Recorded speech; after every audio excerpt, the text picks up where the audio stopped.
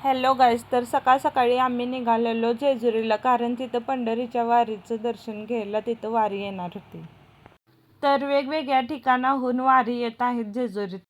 आम्ही थोडा वेळ चाललो आणि त्यानंतर निघालो जेजुरीला दर्शन घ्यायला, कारण की आमचा कुलदैवत पण आहे. इथे आमच्या पप्पांनी मम्मीला 5 पायऱ्या उचलून घेतल्या आहेत. तुम्हाला माहीतच असेल ही रीत. दररोजच्या पेक्षा आज गर्दी जास्त होती पंढरीच्या वारीमुळे. रांग खूप मोठी होती म्हणून दर्शन बाहेरूनच घेतले. त्यानंतर भंडारा उधळला, येळकोट येळकोट जय मल्हार. तिथलं दर्शन घेतलं आणि आम्ही निघालो कडेपठारला. तर आता आम्ही चाललो आहोत कडेपठार. तर गाईज, इथला व्ह्यू बघा वरून कसला भारी दिसतो.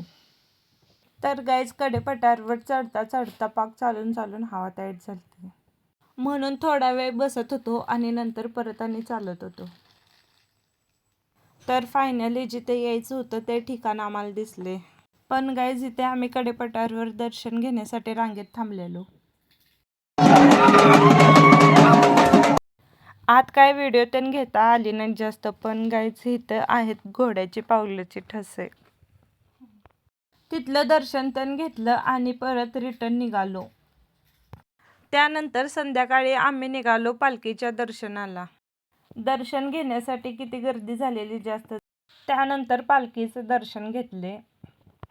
तर गाईज, सगळ्या काय क्लिप घेता आल्या नाहीत, तर भेटूया आपण नेक्स्ट ब्लॉगमध्ये.